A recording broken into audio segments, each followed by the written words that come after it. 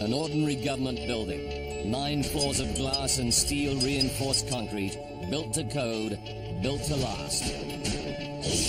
Then one morning a crude bomb causes destruction on an unimaginable scale. In 7 seconds the building disintegrates. 168 people will die as a result of the explosion. Now, with cutting-edge computer technology, we reveal exactly what went wrong.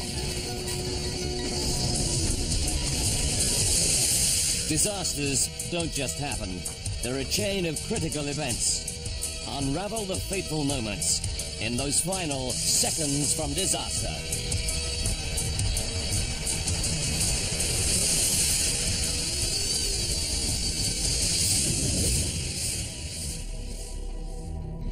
The United States, Midwest, Kansas.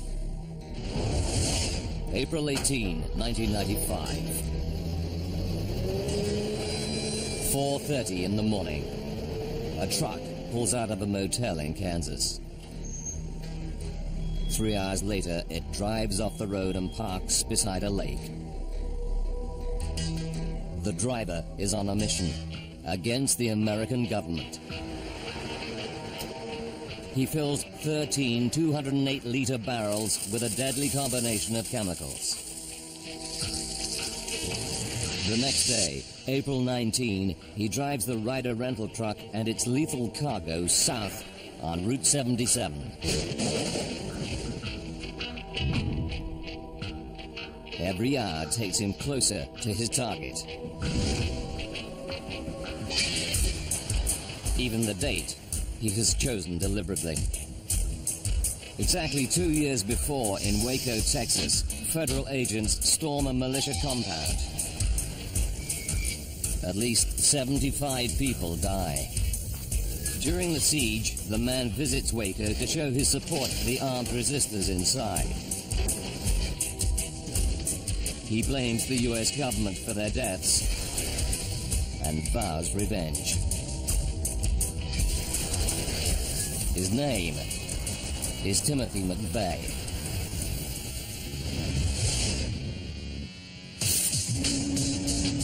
Oklahoma. It's the start of a bright and sunny day. Early morning traffic heads for the bustling capital of this Midwestern state. 7 o'clock. Timothy McVeigh, the Ryder truck, and its deadly cargo join the flow of vehicles going south along Highway 77.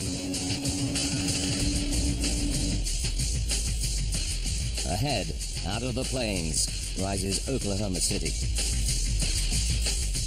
a regional center in the American heartland where numerous government agencies are located in one particular building.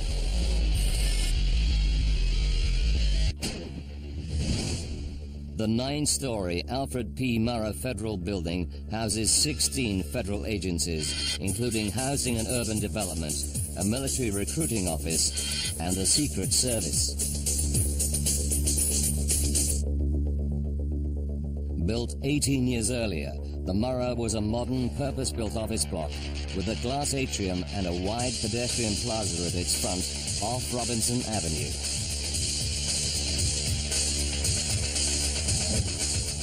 And at its rear, the glass-fronted facade towers above 5th Street. The first floor of the Murrah is a daycare center. Employees in the Murrah and other downtown offices leave their children here while at work. One of them is 35-year-old Dolores Watson. This morning, she heads in early to drop off her 20-month-old grandson, PJ. PJ was full of life. He just pulled off his coat and a little jacket. He was happy. He was ready to go play. PJ joins 20 other toddlers and preschoolers in the daycare center. Some are as young as 6 months. The eldest is 5 years old. I was able to see him during the course of the day. He was accessible to me for my job. Dolores, a telephone engineer, often services the phones in the Murrah.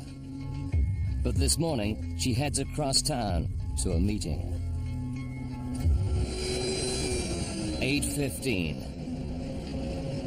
McVeigh is 35 minutes away from Oklahoma City, heading straight for the center of town and the Alfred P. Murrah Federal Building.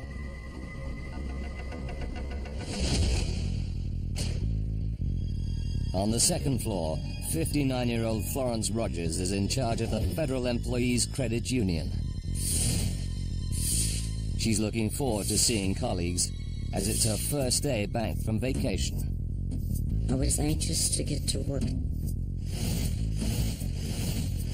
because I had scheduled a meeting with some of my upper management people. I was very excited to show my crew's pictures, anxious to get my day started and to take care of business. 8:53. Timothy McVeigh is in rush hour traffic that fills the downtown streets. 4 months earlier, he checked out the Murrah and selected it as his target. His plan is to park the truck filled with explosives right beside it. 8:55. The Social Security office is on the ground floor of the Murrah. Inside, 20-year-old Dana Bradley, her children, mother and sister, join the waiting line. They're standing near the rear entrance of the building, just off 5th Street. My mom stood in line for us while me and my sister stood by the door and filled out the papers for the Social Security card for my son.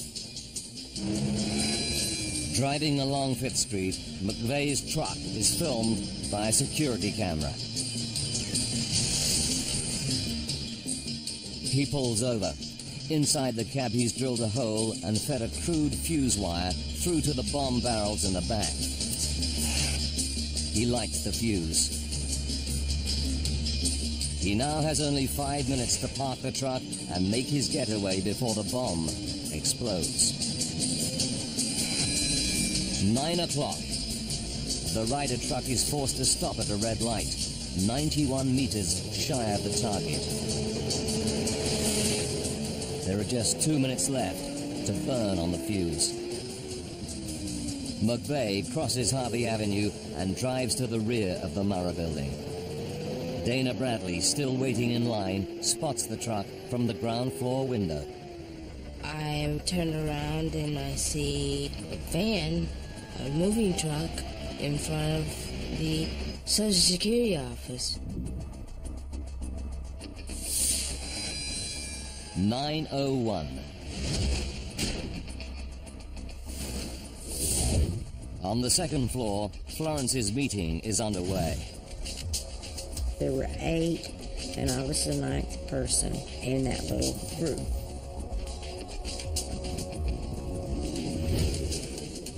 On the first floor, TJ and the other 20 children enjoy breakfast. And on the ground floor, Dana is still watching the truck. The driver gets out, goes to the back, and walks past our window. 9:01 and 30 seconds. McVeigh walks away. There are now 361 people inside the Murrah building. The fuse has just 43 seconds before it explodes the bomb. Timothy McVeigh parks a Ryder truck packed with explosives outside the Murrah Federal Building in Oklahoma City.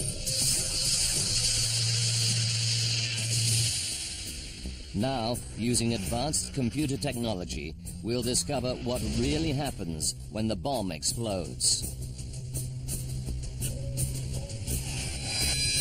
9:02. The fuse has just 30 seconds to burn. 361 people are in the Murrah building.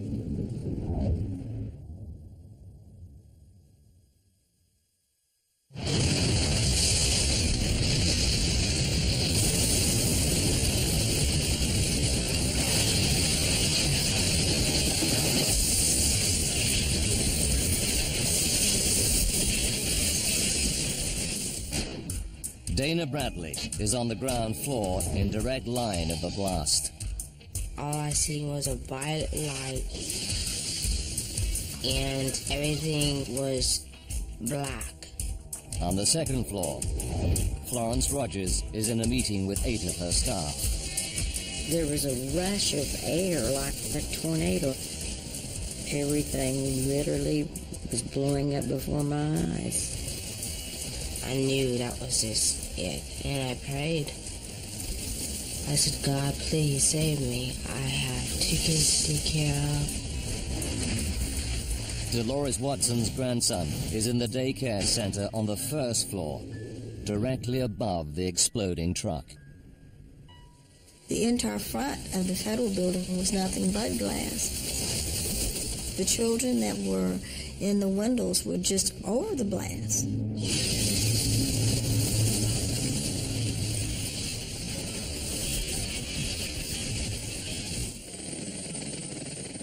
It takes 7 seconds for the 9-story building to collapse in ruins. The blast devastates 324 buildings over 10 city blocks. Windows shatter and cars erupt in flames. People hear it as far as 89 kilometers away. The shockwave registers 6 on the Richter scale, equivalent to a major earthquake. If you are anywhere downtown, you've probably heard it and felt it. From across the city, 11 fire engines race downtown.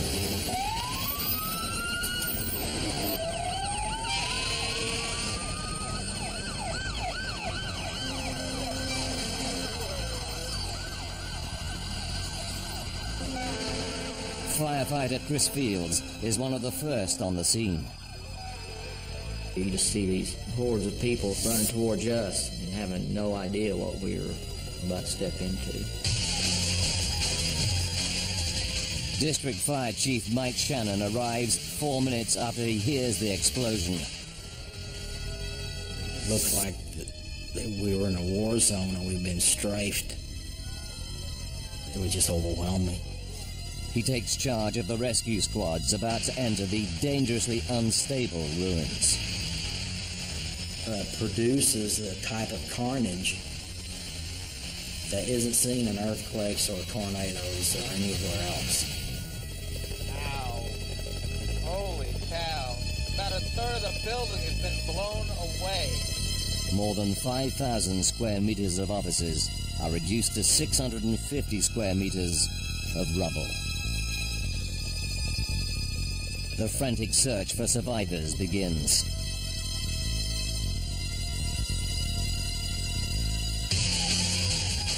On the remains of the second floor, Credit Union Chief Florence Rogers stares into a gaping hole.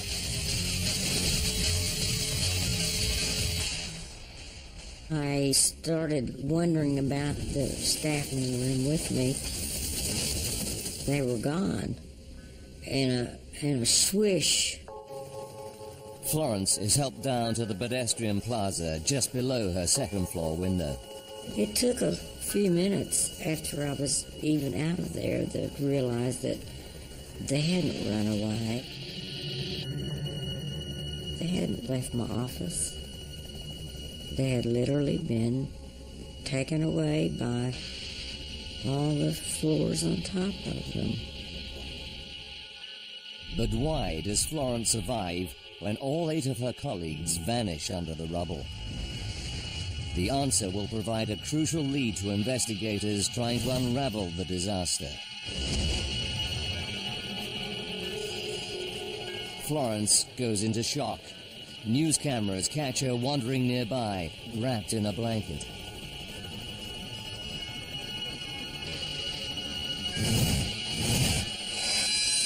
"9:08.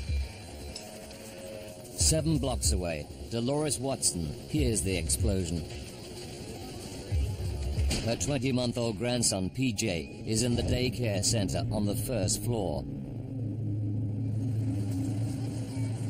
Only there no longer is a first floor.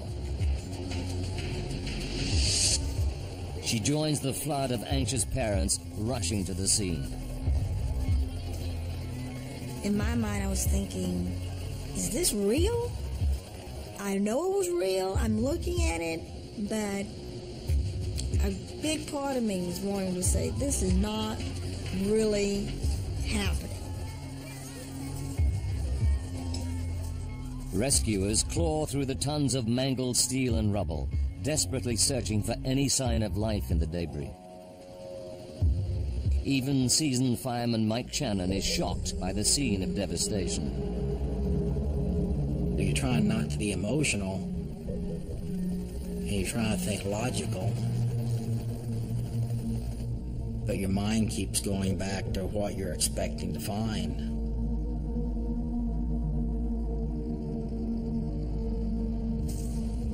Rescuers begin to find people alive. One is a baby boy. He's rushed to hospital in critical condition. It's PJ. And I saw his little face, and he was wrapped all in these gauze, and he was sedated, and he was laying there, but I mean, there was his arms, there was his legs, and there was my baby, you know. They told me that his chance of survival were very slim, and that the next 24 hours would be crucial.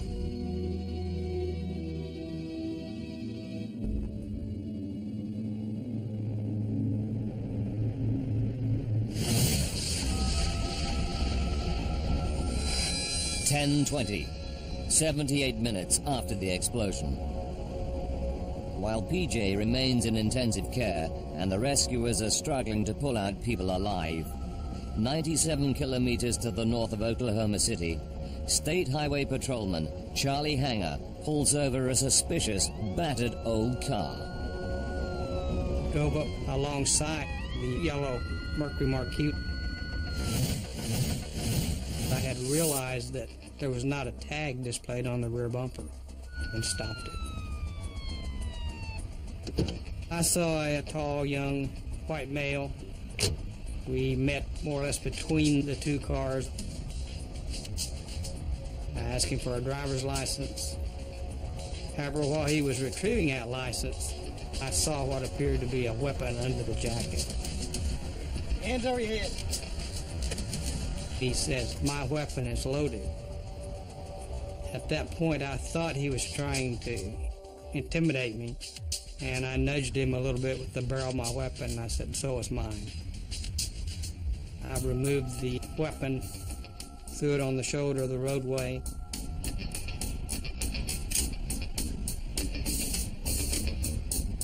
And he was then handcuffed and placed in my unit. Officer Hanger checks the man's ID. It was a Michigan driver's license. I looked at the picture, and it appeared to be the same individual I had stopped.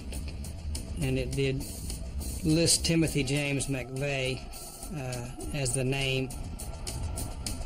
He arrests McVeigh for the missing license plate and the loaded gun.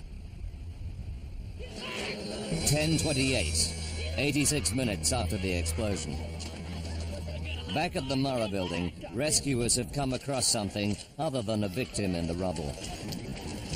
They said they thought they'd found another explosive device. There's panic, and a rescue operation comes to an abrupt halt while the bomb squad investigate. 54 minutes later, they sound the all clear. It's a false alarm. But rescuers have lost precious time. Now they're back amongst the carnage as vital minutes tick by.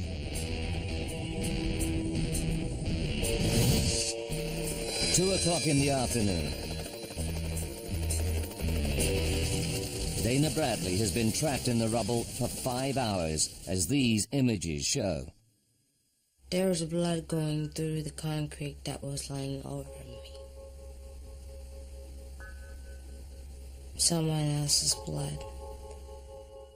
All she can remember is standing on the ground floor with her mother and children watching the Ryder truck park.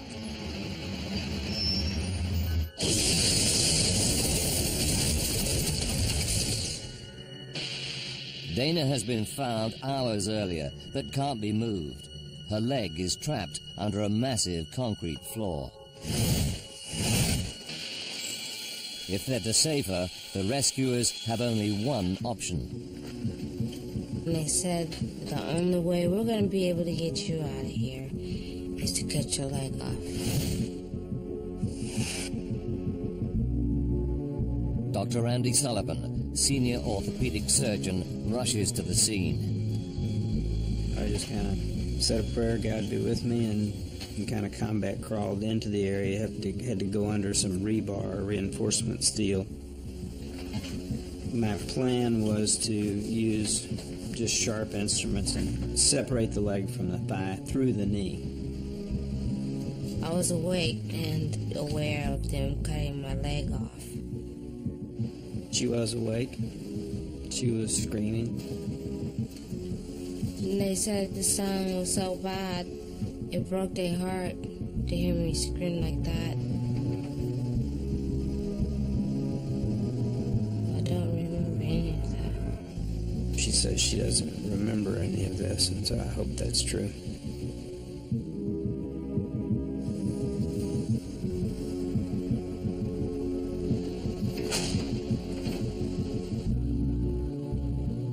It takes 11 hours to recover all the survivors.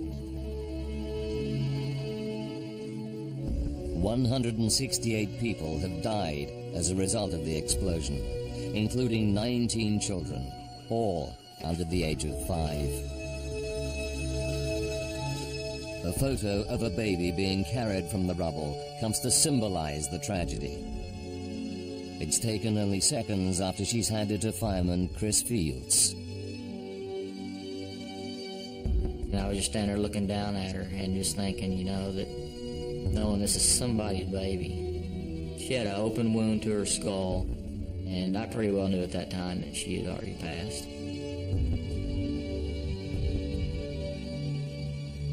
The explosion and collapse of the building takes everyone by surprise. Oklahoma City had never suffered such a catastrophic disaster until this moment. But it takes just 7 seconds for the 9-story building to collapse.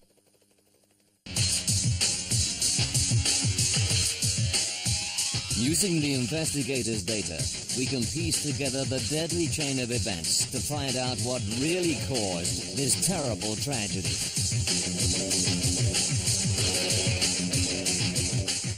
State-of-the-art computer graphics will take you where no camera can go, into the heart of the disaster zone.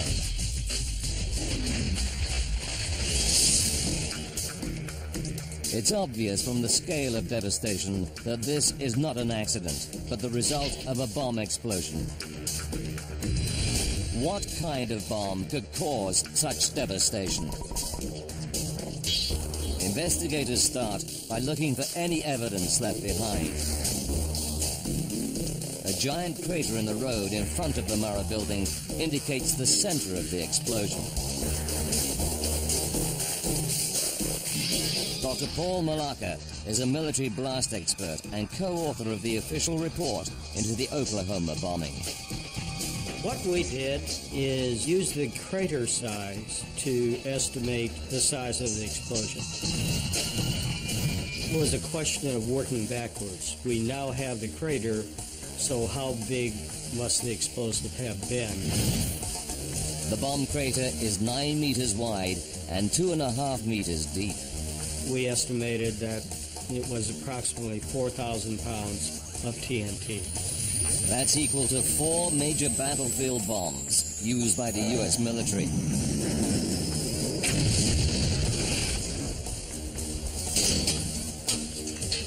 Eyewitness accounts place the Ryder truck at the heart of the crater. It's clear to investigators the bomb must have been inside. To demonstrate what happens, a truck is filled with just half the amount of explosives that detonated outside the Murrah building that morning.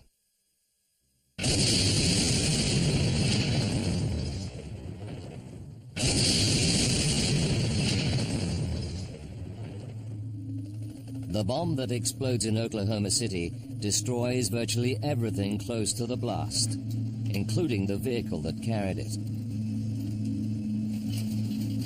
But within an hour of the explosion, investigators find their first vital piece of evidence. Over 91 meters away, they discover a truck axle that doesn't seem to belong to any other vehicle. Could this be all that is left of the vehicle that carried the bomb?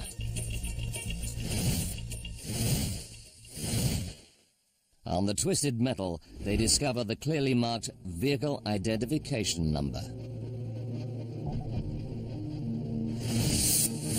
FBI agents trace the number to a 1993 Ford truck owned by Ryder Rental. The Ryder branch in Junction City, Kansas, rented it 2 days earlier to a man named Robert Kling. Within 8 hours of the bombing, an FBI artist draws an identikit picture of Kling based on descriptions given by staff at the rental company.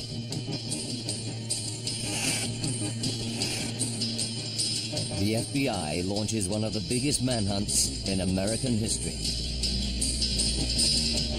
By evening the next day, they make the crucial breakthrough. A motel owner recognizes the identikit picture as a man who recently stayed there, driving a Ryder truck.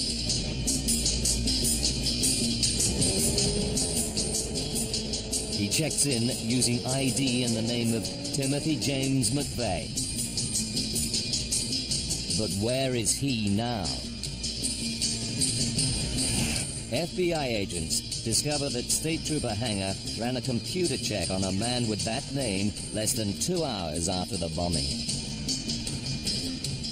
Amazingly, they discover that McVeigh is still in jail for traffic and firearms offenses. The FBI arrests McVeigh as a suspect in the attack. It was something that you never envisioned being involved in, and it all came out of a routine traffic stop. 4 months later, McVeigh is charged with mass murder in Oklahoma.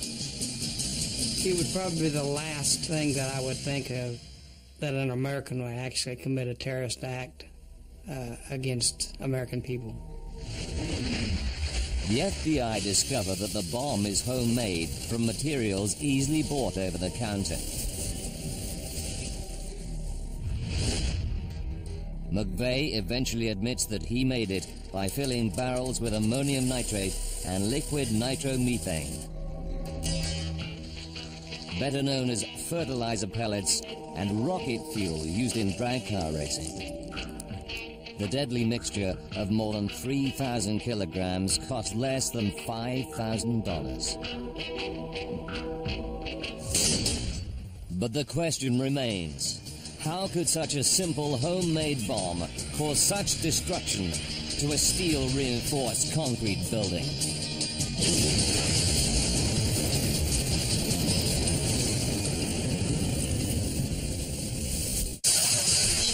A bomb explodes outside the Murrah building in Oklahoma City. In just 7 seconds, it collapses, killing 161 people. It's not just a great human tragedy, but a devastating blow to national security.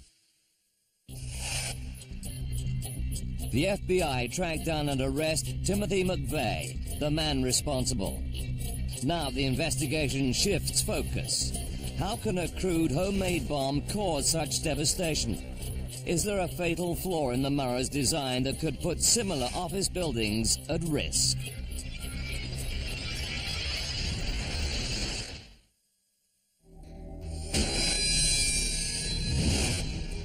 The architecturally acclaimed Murrah building is in fact extremely well designed. Oklahoma is in the middle of the Midwestern tornado belt. The Murrah is built from steel-reinforced concrete used in military bunkers, able to withstand winds of up to 160 kilometers per hour. So why did McVeigh's simple, homemade bomb cause it to collapse so catastrophically? Investigators track the last moments of McVeigh's journey, second by second. At 9:01, just 73 seconds before the building's collapse, he parks the truck, packed with explosives. He deliberately chooses a place where his bomb will inflict maximum damage. The rear of the building, beside one of the 4 columns that support the floors above. The bomb explodes.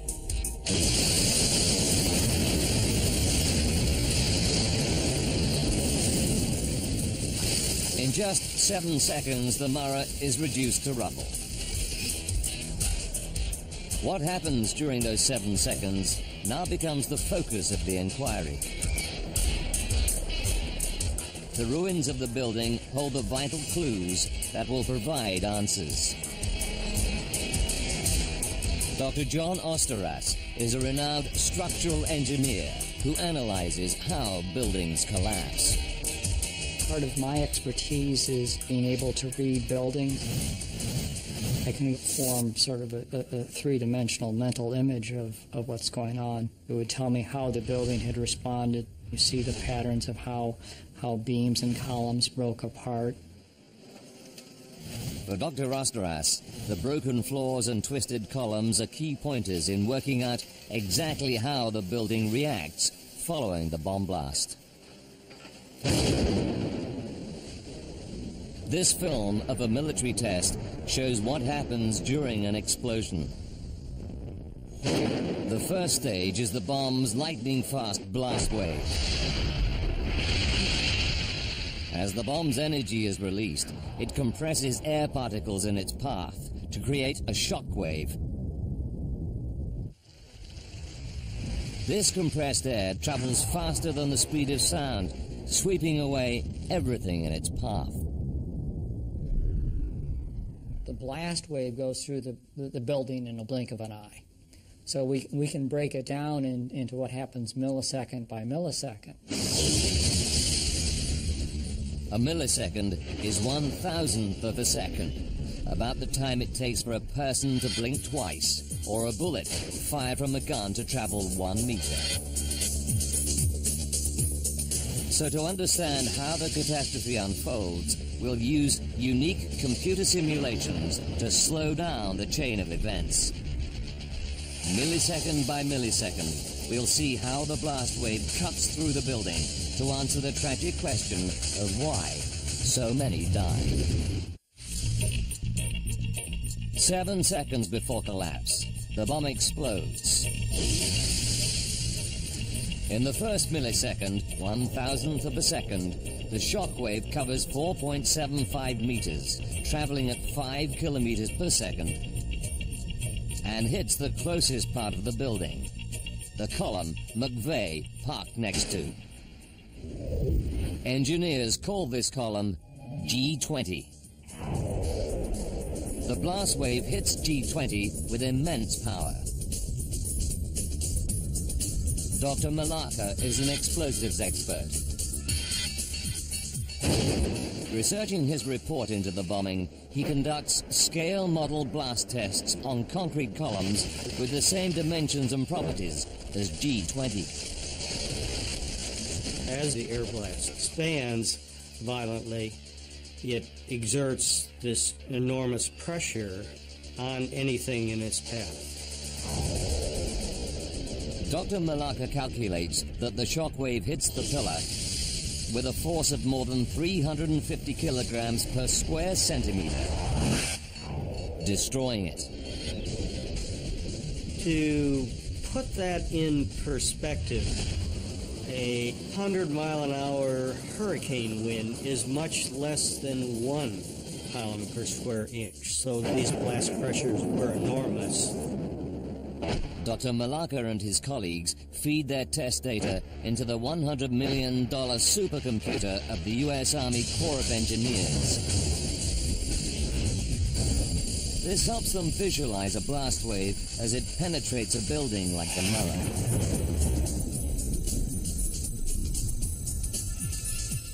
They discover that 1 millisecond after destroying G20, the blast wave hits the glass-covered rear of the building. The facade of the building provided almost no resistance to the air blast. Military high-speed film shows what it's like when a blast wave hits a wall of glass.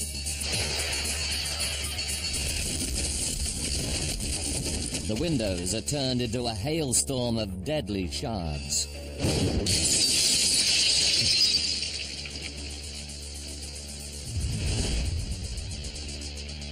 After shattering its windows, the blast wave penetrates the Murray's entrance lobby.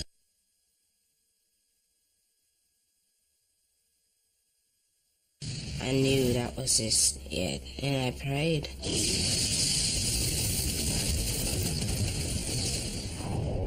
The void of the atrium acts like a funnel. Channeling the deadly blast wave up into the building, it slams into the underside of the first floor at more than 16,000 kilometers per hour. Tragically, directly above is the Children's Daycare Center, where baby PJ and 20 other children are playing. 15 children, aged from 6 months to 5 years, are killed.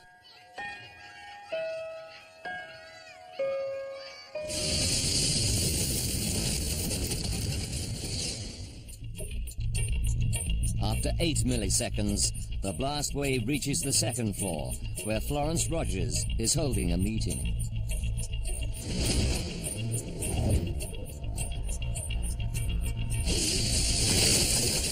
It was like a bad dream.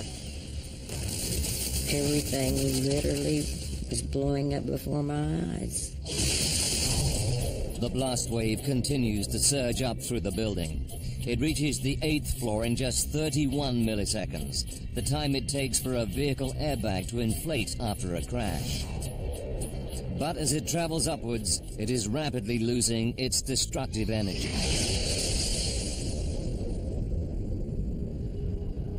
The yellow highlight shows how the damage decreases as the blast wave rises through the building and shows that floors 4 and above remain intact. The blast wave is over, but it's what happens next that causes the greatest destruction. In less than 7 seconds, all 9 stories collapse. Those who survived the initial blast are now crushed under tons of falling concrete.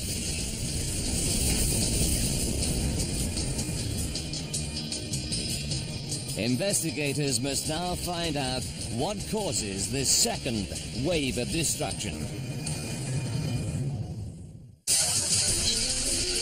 A massive homemade bomb has torn through the Mara Federal Building in Oklahoma City. 161 people lose their lives, even though many survived the initial blast.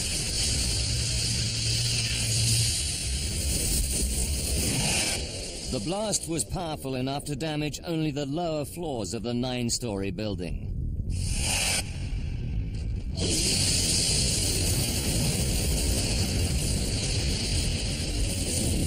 Investigators now struggle to understand why the upper floors collapsed as well. In an effort to solve the mystery, they revisit the first moments of the explosion.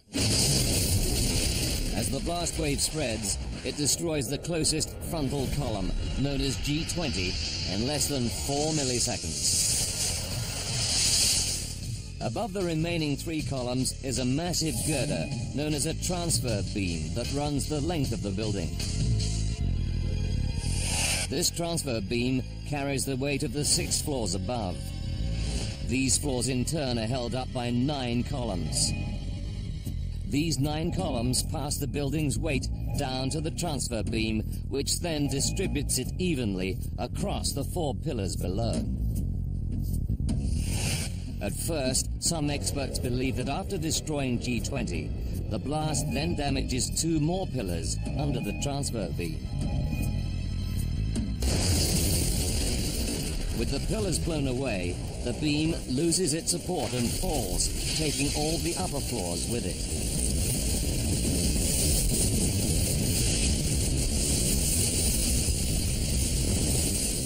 But the position of the transfer beam in the rubble doesn't support this theory.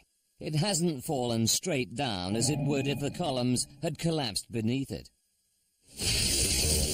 Instead, the transfer beam is discovered lying inside the building, suggesting it's been pulled inwards. It was in the debris pile behind the columns, so it was supported on this column, and it was found in the debris pile behind the column. For Dr. Osteras and his colleagues, the location of the collapsed transfer beam provides the vital clue. They can now piece together what happens in those crucial 7 seconds after the explosion.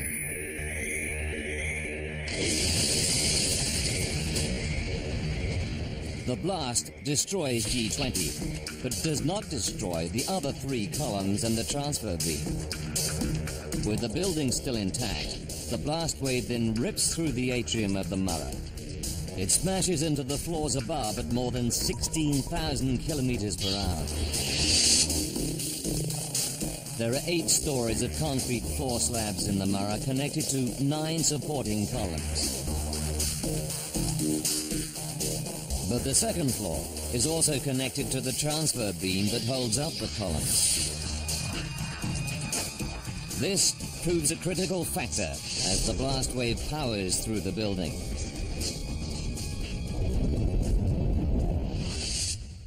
Dr. Eve Hinman, a blast expert, worked with Dr. Osteras on the investigation. I think of the floor slabs often as the sail, like a sail on a sailboat, because they have so much surface area that the blast can act on. The blast forces up the floor slabs on the lower 4 stories. Blast pressure comes in, lifts the floor slab up, and the floor slabs just come up and shear off the columns, and then gravity takes over, and down they come.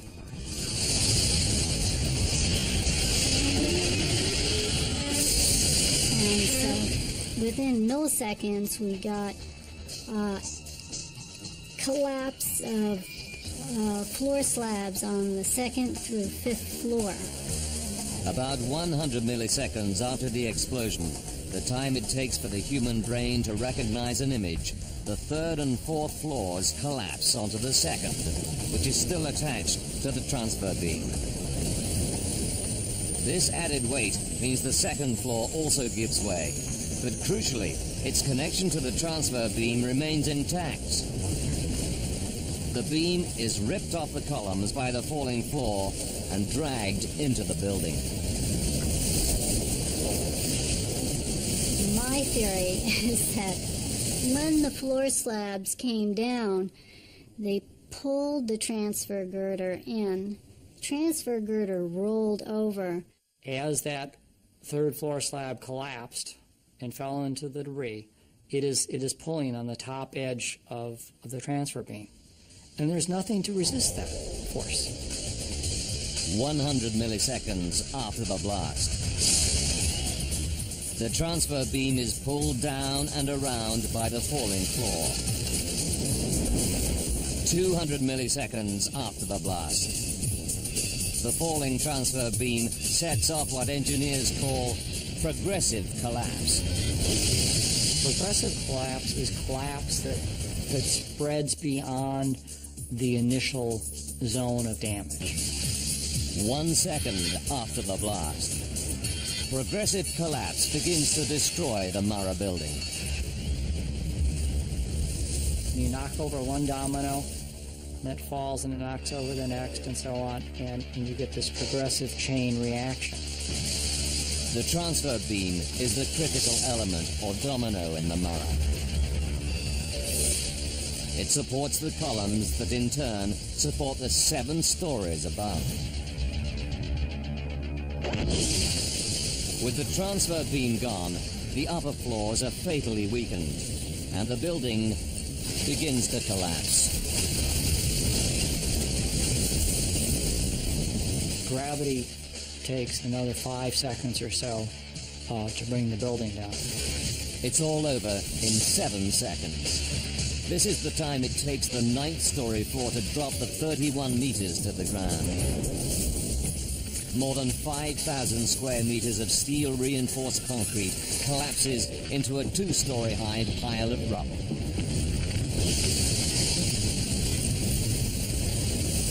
It really isn't the air blast that's hurting people. It is the building that is hurting people.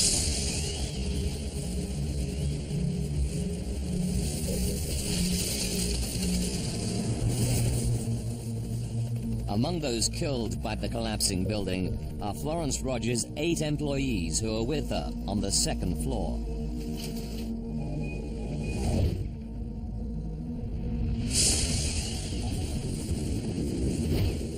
As the floor slabs collapse, only she survives because she's sitting directly over a supporting beam on the opposite wall from the explosion that remains undamaged. I didn't realize what a small little portion of my floor didn't break away.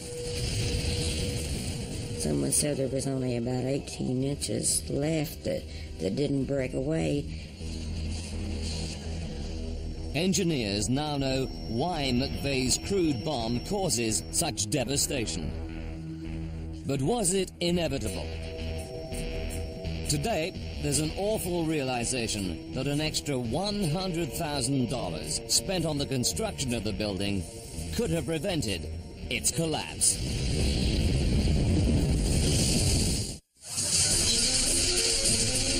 April 19, 1995 is a date Oklahoma City will never forget. The day 168 people are killed when a massive truck bomb explodes outside the Murrah Federal Building. But could the building's devastating collapse have been prevented? A new seismic study has assessed how the Murrah building would have responded if it had been built to Californian earthquake-resistant standards, something not required in Oklahoma. Its conclusions are startling.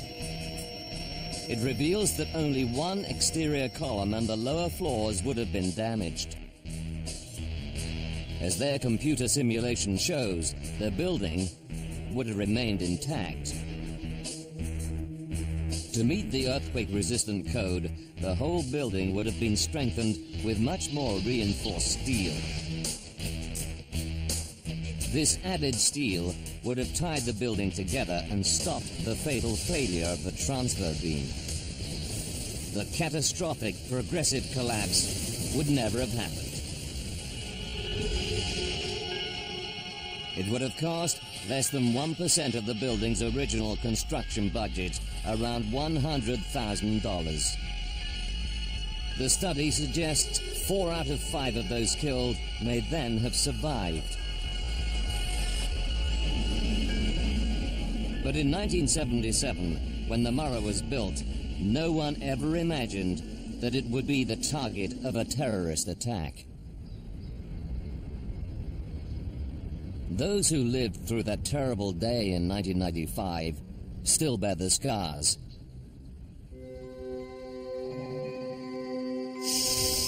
PJ is one of only 6 children from the daycare center who survived.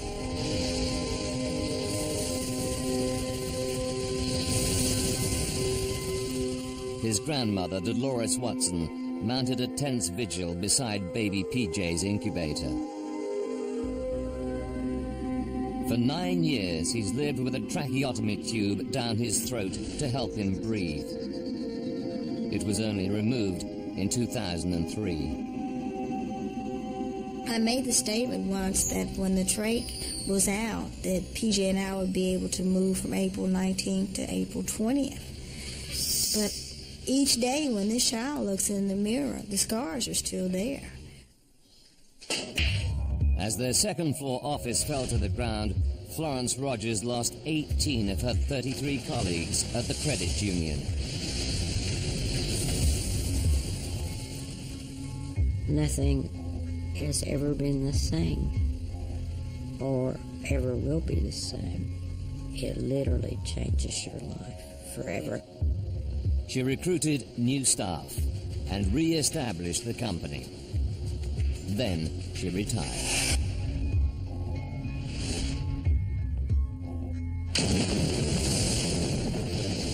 The falling floors killed Dana Bradley's mother, her son, and 3-year-old daughter. Dana survived the emergency amputation of her leg. Months of treatment followed, but Dana has achieved a miraculous recovery.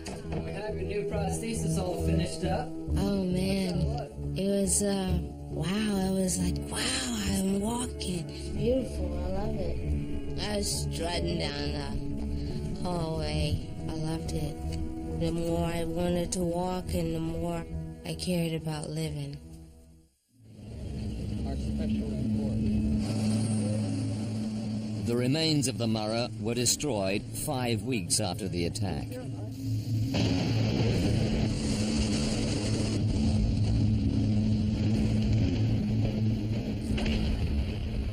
Five years later, the site opens as a national memorial to remember the 168 lives lost that day.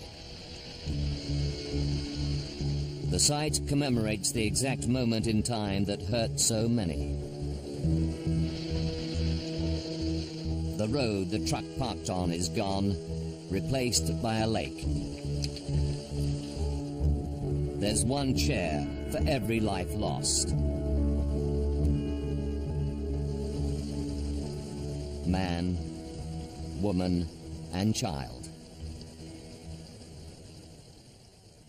Across the street from the site of the Murrah, a new federal building opened in 2003. State-of-the-art, its design incorporates key lessons learnt from April 19. There's no point for the building to stand after the event if everyone inside is killed. It's about saving people.